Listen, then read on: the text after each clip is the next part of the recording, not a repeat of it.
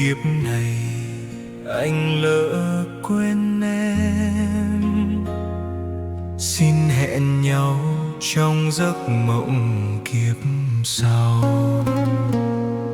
Trăng vẫn treo trên tầng mây cũ, chiều rơi nghiêng lạc giữa khói sương. Bóng em về như làn hơi thở, chạm qua tim anh rồi tan giữa muôn phương. Một sợi chỉ đỏ khâu hai số kiếp, nối đôi hồn chẳng thể rời nhau. Anh nghe tiếng em trong miền đủ tịch, tựa khúc mơ xưa chưa kịp phai màu. Có khi anh lạc giữa ngàn sao, nghe tên em vọng về trong gió. Một hơi thở khẽ lay trời đất, mà tim anh vẫn chưa thể chạm vào nhau. Dù là nghìn kiếp sau anh vẫn tìm nụ cười giữa vô minh mịt tối. Dẫu thế gian phai màu đổi lối, anh vẫn nhớ người trong mộng xưa.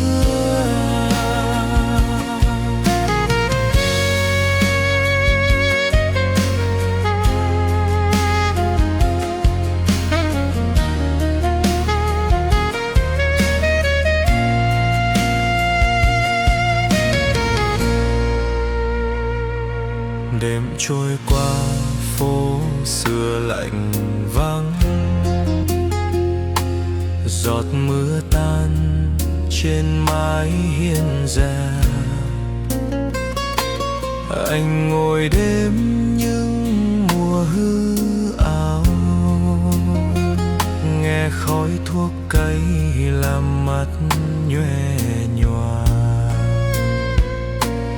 Ánh trăng cũ soi lên hàng ghế,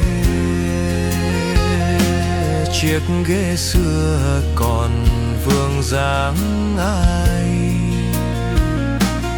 Một kiếp này không trọn lời hứa, đành gửi yêu thương về phía tương lai. Nếu yêu là định mệnh muôn đời, thì anh vẫn là người chờ đợi. Dẫu trần gian xóa tên đôi gọi, anh vẫn đi qua bóng đêm không lời. Dù là nghìn kiếp sau anh vẫn chờ một ánh nhìn giữa đêm mơ.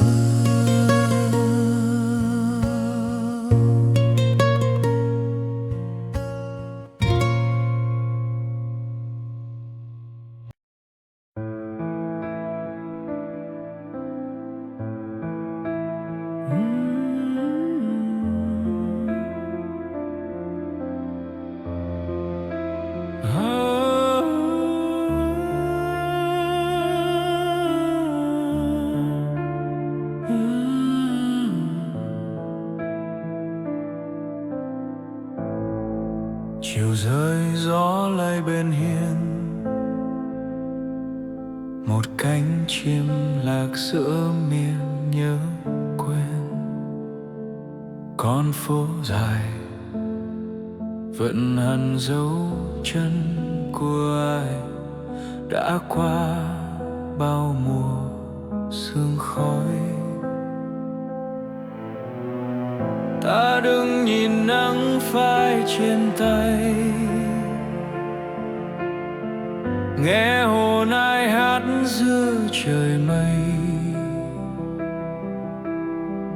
Một tiếng gọi từ miền xa vắng, khẽ chạm vào giấc ngủ chưa tan. Bóng ai qua chiều vắng, như khói sương tan giữa lưng chừng. Có phải em về hay chỉ cơn mộng? Giữa đời mênh mang ta vẫn đợi người. Bóng ai qua chiều vắng, để lòng ta rơi xuống hư không. Một thoáng hương quen bay qua mùa cũ, ngỡ em về mà chỉ là gió thôi. Ngày xưa có em trong nắng, giờ đây chỉ còn ta với hoang mang. Tiếng đàn rơi nghe buồn như lệ, chạy qua tim một lần nữa. Vì em ta khẽ gọi giữa cơn mưa, tên em lạc giữa ngàn mây trắng. Có nghe không hồn ta trôi mãi theo bóng người về tận cuối hoàng hôn. Nếu có kiếp sau xin đừng hờ hững, đừng để ta lạc bước giữa nhân gian. Bóng em ở trong ánh hoàng hôn muộn, mà lòng ta vẫn chẳng nguôi ngoai. Bóng ai qua chiều vắng, như vệt mưa trên đá khêu phong. Có phải em về trong hơi thở gió, hay chỉ là nỗi nhớ hoa hình người? Bóng ai qua chiều vắng, có khi là chính ta.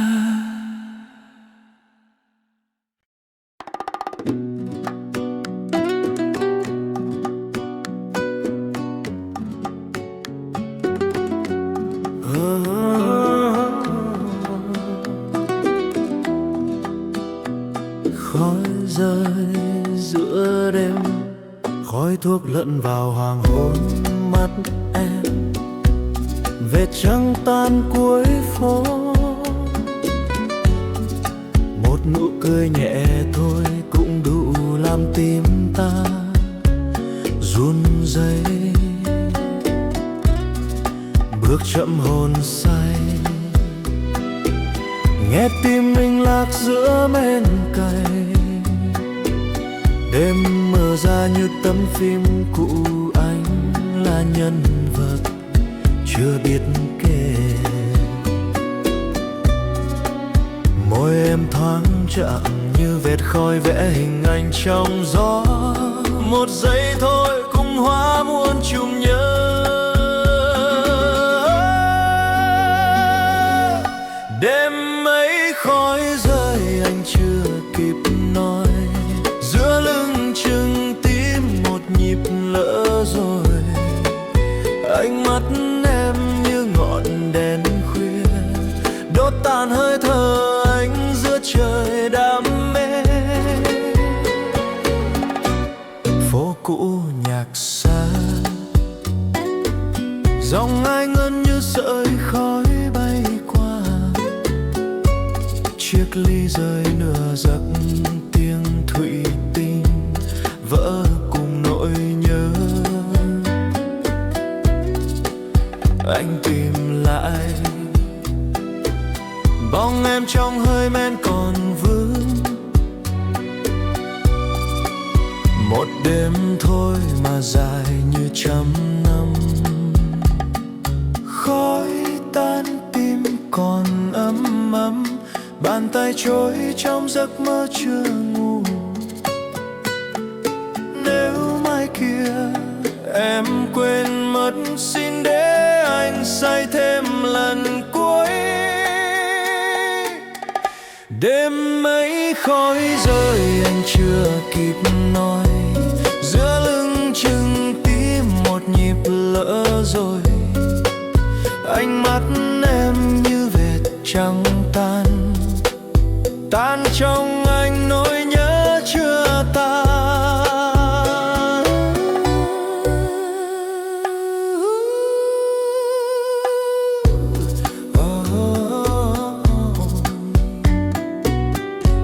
Khói rơi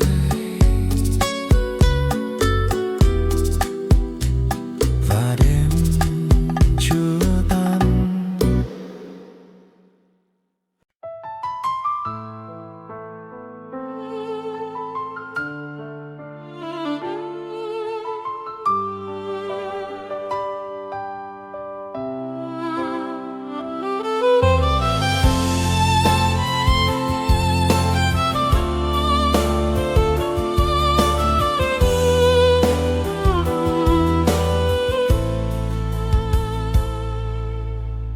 Anh gọi tên em giữa đêm mưa tàn phai, tiếng vang trong tim như vết dao không nguôi.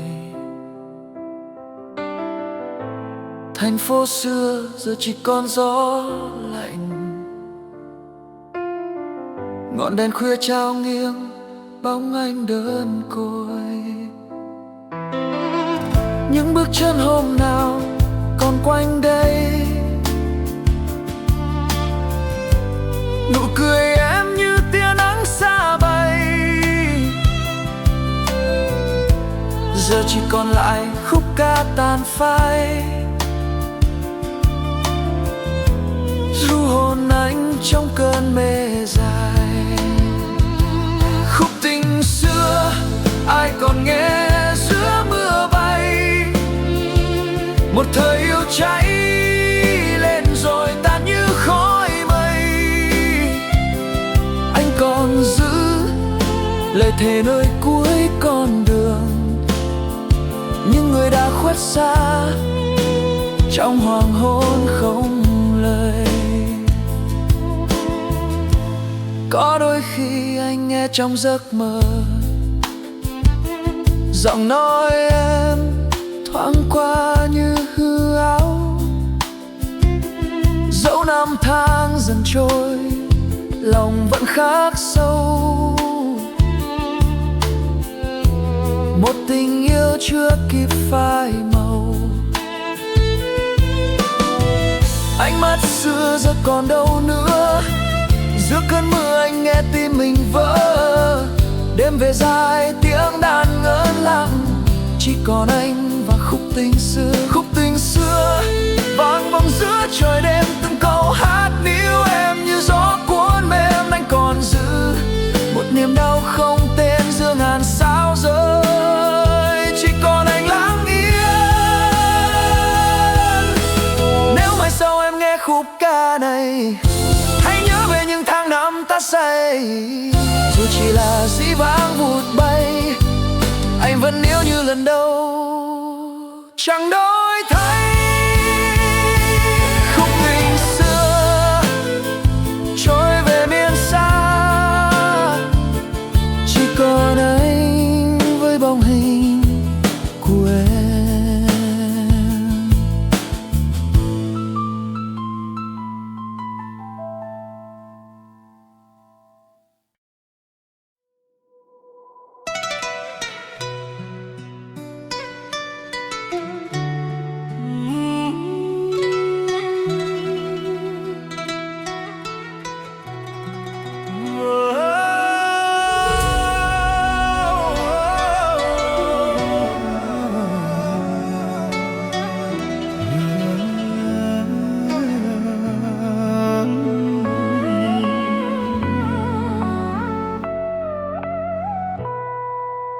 Có những lời hứa ngủ quên trong gió, chỉ còn nỗi nhớ chưa kịp tàn phai.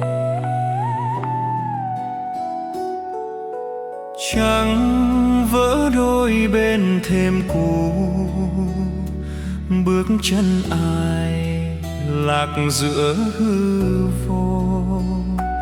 Em đã đi mang theo mùa gió, để lại anh đứng giữa hư không.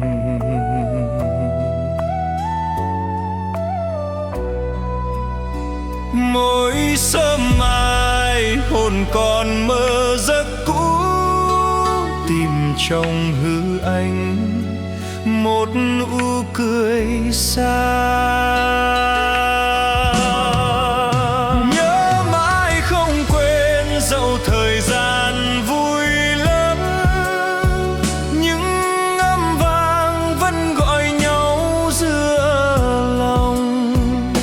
Người đi qua mang theo ánh mắt ấy, còn lại tôi với tiếng mưa đêm dài.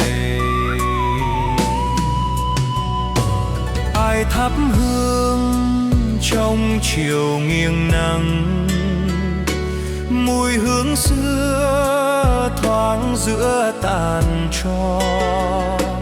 Bức thư cũ dòng mực phai nhòa, viết hai chữ đợi nhau không kịp.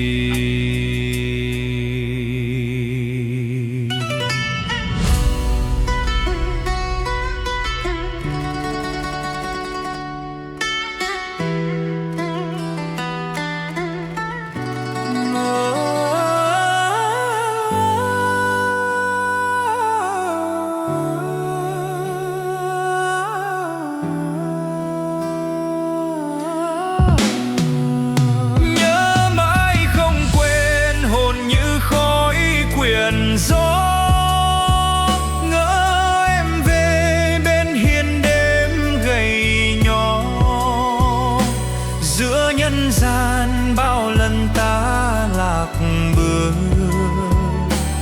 vẫn tìm nhau trong một khúc mộng sâu.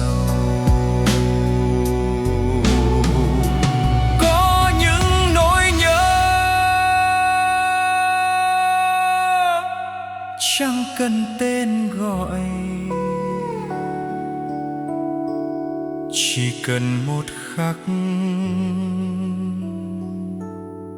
là vĩnh viễn không.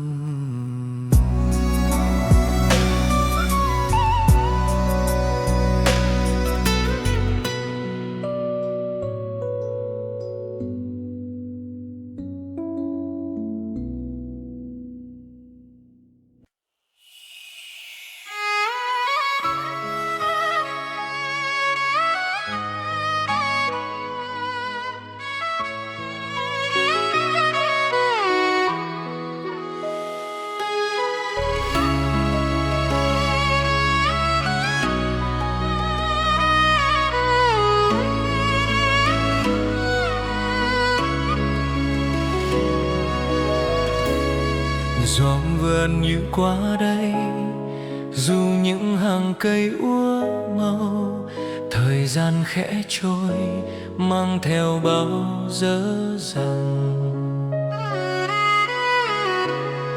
Anh đã đi qua tháng năm hoàng hoài, nhặt từng niềm vui rơi giữa nhân gian. Có những nụ cười chưa kịp gọi tên đã tan vào chiều như giấc mơ tàn. Mỗi cuộc gặp gỡ đều mang theo một nỗi niềm, mỗi lần biệt ly lại khắc sâu trong tim. Khung mơ trần gian mong manh như sương bay, người đến bên ta rồi xa.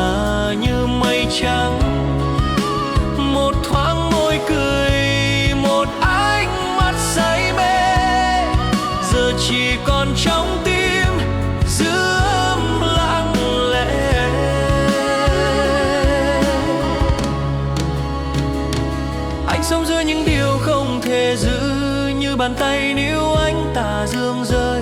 Mỗi cuộc tình qua đều như hạt bụi, vẫn sáng lấp lánh khi rời bàn tay. Có người đi qua đời để lại chút thương đau, nhưng trong thương đau anh mới hiểu lòng người sâu. Phận người mong manh vỡ tan trong tiếng ca, nụ cười hôm qua hóa thành giọt lệ nhòa. Nếu ngày mai ta chẳng còn nhau nữa, xin cho đời vẫn nhớ phút giây này.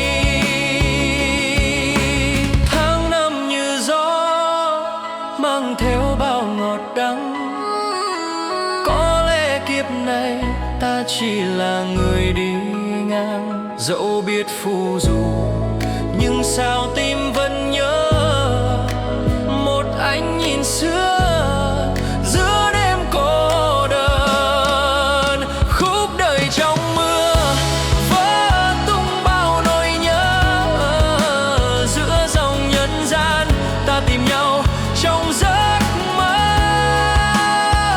Dẫu trời nghiêng bao la như biển vỡ, anh vẫn yêu em dù tan giữa hư vô. Khúc mơ trần gian tan trong tiếng đàn đêm.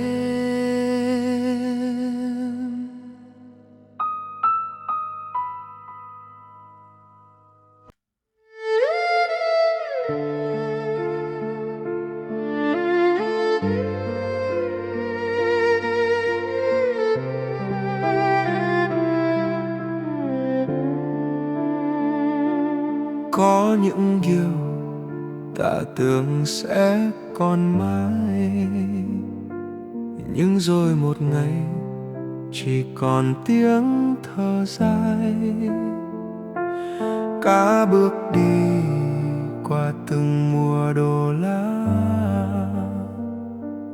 thấy tháng năm gầy guộc giữa bàn tay.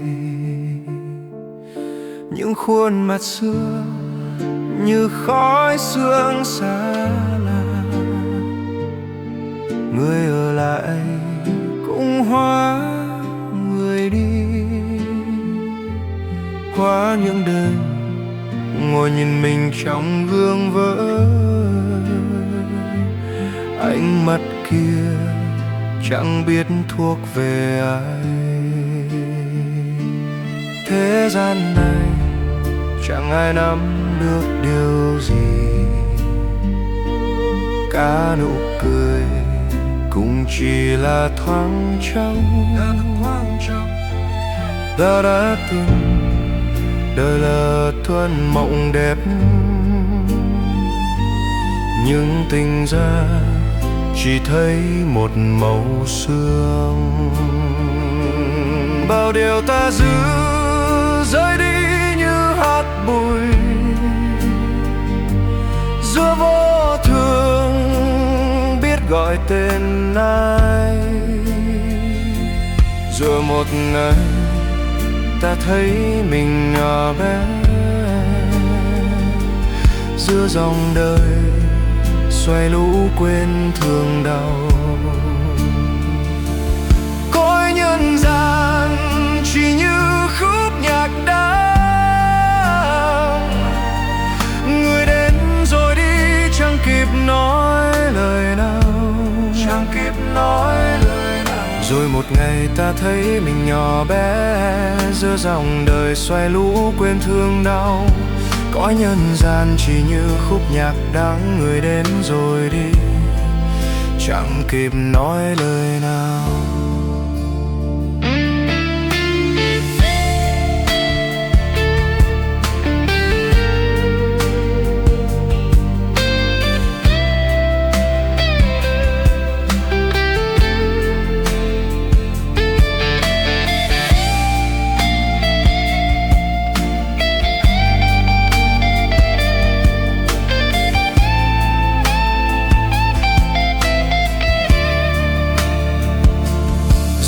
một ngày ta thấy mình nhỏ bé giữa dòng đời xoay lũ quên thương đau. Có nhân gian chỉ như khúc nhạc đắng, người đến rồi đi chẳng kể nắng ngày nào.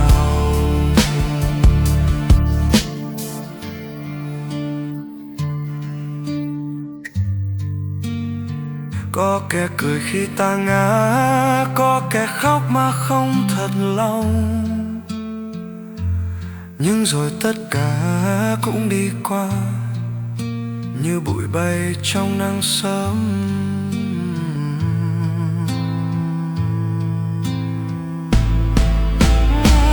Ta đã đi qua những ngày không còn gì, chỉ nghe lòng nàng như đá dưới sông. Nhưng trong vô thường ta bỗng thấy nhẹ, vì hiểu ra chẳng có gì để mất nữa. Rơi dần tuôn vào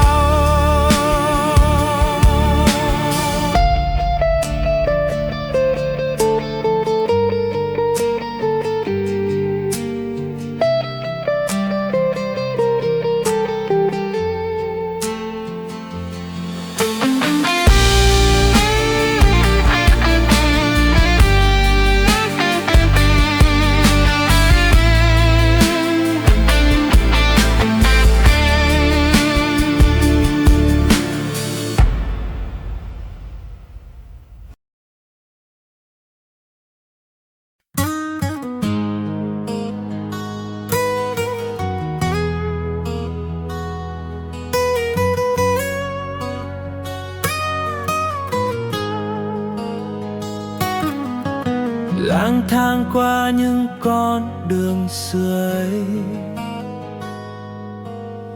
Cơn mưa chiều vẫn ướt dấu chân ai, gió hát lên khúc tình phai tàn, như giấc mơ tan giữa đêm dài. Em đi qua như làn mây cuối,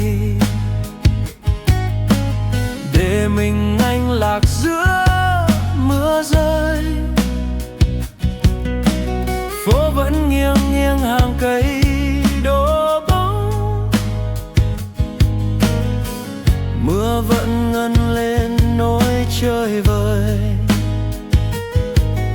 Người ơi có nghe tiếng lòng vỡ vụn, giữa âm vang tiếng mưa lạc loài. Làm sao quên được phút giây này, khi bàn tay anh chẳng còn nắm lấy. Mưa rơi mãi trên đôi vai gầy, và trong tim tình yêu đã cháy.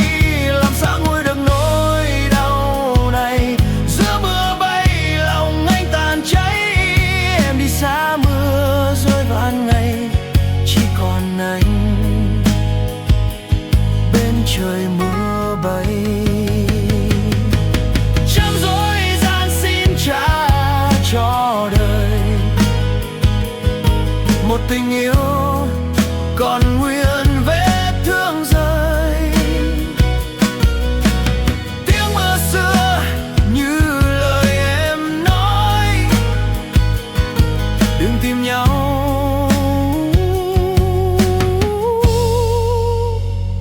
trong những cơn mưa.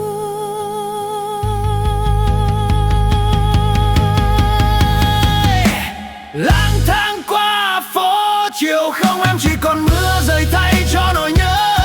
Anh vẫn đi tìm một giấc mơ xưa, giữa mưa bay hồn ai còn đó.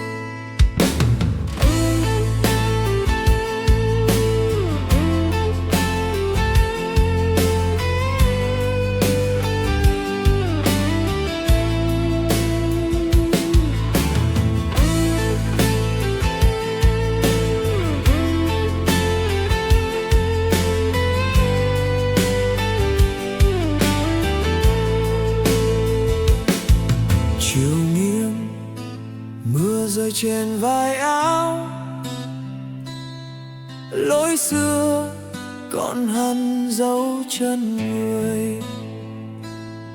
Gió thổi qua miền thương nhớ ấy, như tiếng ai thầm gọi giữa trời vời. Một thoáng hương tan trong chiều vắng,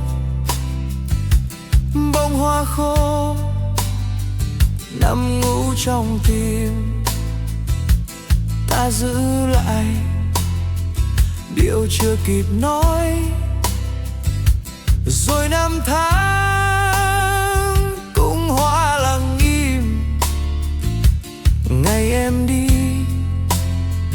bầu trời rơi xuống, trường xưa còn vết nắng chưa phai.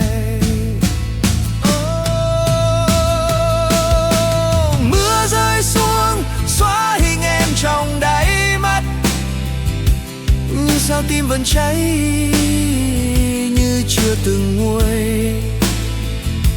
Giữa cơn mưa nghe tiếng đàn rơi từng nhịp, hát cho tình xưa lạc giữa mênh mông người. Có khi đêm về nghe gió hát, bóng em qua như khói trong mơ. Ta đứng lại giữa đời lặng lẽ, nghe tiếng lòng gọi mãi tên xưa. Bao nhiêu năm cơn mưa còn đổ trên mái trường, trên vết thương lòng tôi. Nếu một mai gió mang em về lại, liệu còn ai chờ ai giữa cơn mưa? Mưa rơi xuống xóa hình em trong ký ức, nhưng sao tim vẫn cháy như lần đầu yêu. Giữa hoang vu ta tìm trong cơn bão một chút bình yên của bóng mưa năm ấy.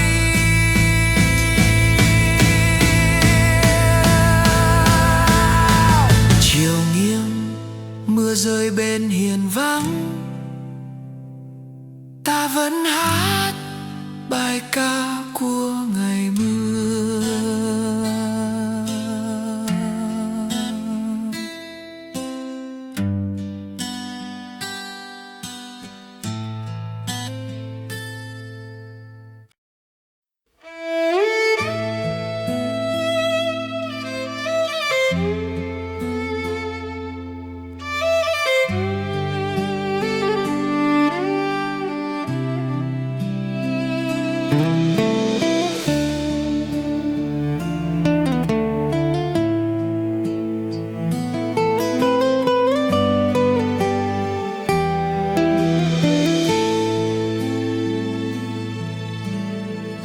Có lẽ ai đi qua một nửa cuộc đời mới hiểu thế nào là mất và còn, mới biết có những vết thương không bao giờ lành, nhưng vẫn phải bước làm lại từ đầu. Ta đã đi qua nửa đời bão tố, nửa đời sau chẳng biết sẽ về đâu. Bao vinh quang hóa cho tan mộng ảo, giữa nhân gian tìm lại chính linh hồn. Ngày tháng cũ như trang thơ đã khép, người năm xưa còn nhớ tên ta không? Những vết sẹo chẳng còn rơm máu. nhưng trong tim vẫn lạnh một mùa đông. Phải mất đi mới biết mình từng có, phải qua đau mới hiểu được tình thương. Làm lại từ đầu giữa muôn ngàn giông bão, giữa nỗi đau còn sáng chút niềm tin. Dẫu vết thương chưa bao giờ ngủ yên, ta vẫn hát cho đời nghe khát vọng. Đứng lên đi dù gió còn vờn tóc, dẫu lòng đau vẫn bước qua đêm dài.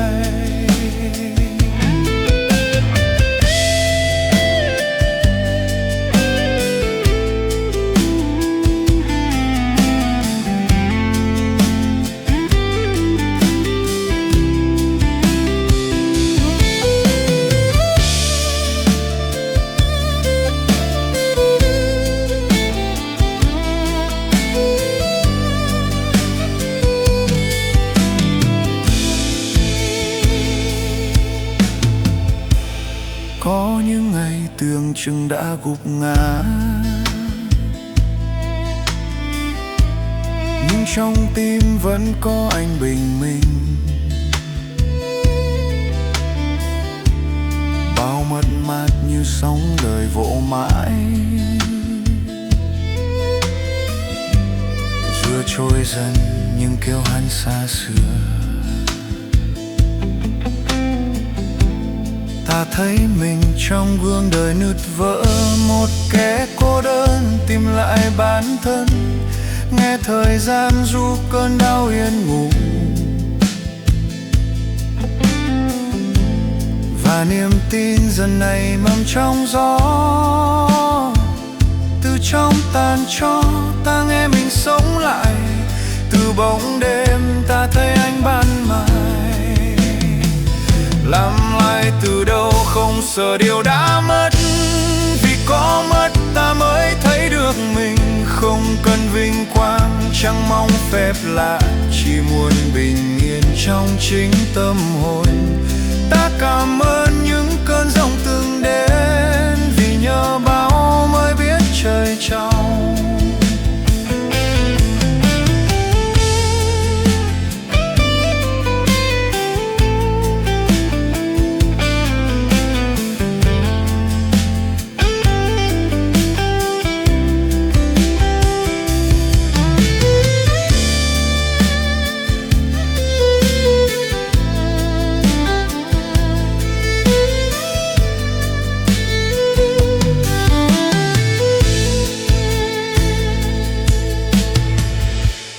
Giờ nhìn lại một quãng đời mưa gió, bao lần ngã vẫn đứng dậy mà đi.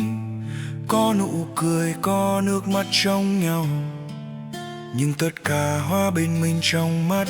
Làm lại từ đầu chẳng cần người chứng kiến, chỉ cần tim vẫn biết đau là thật. Giữa đổ nát vẫn còn niềm hy vọng, giữa cô đơn vẫn hát khúc nhân sinh. Dẫu cuối con đường chỉ là mây khói, ta vẫn mỉm cười.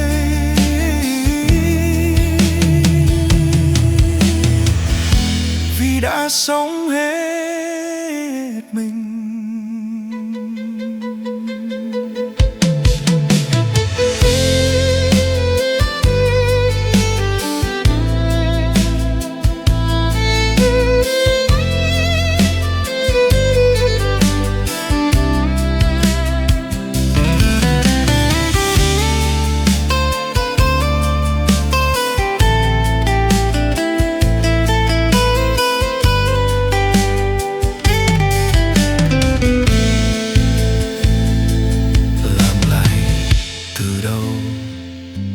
Không phải để quên,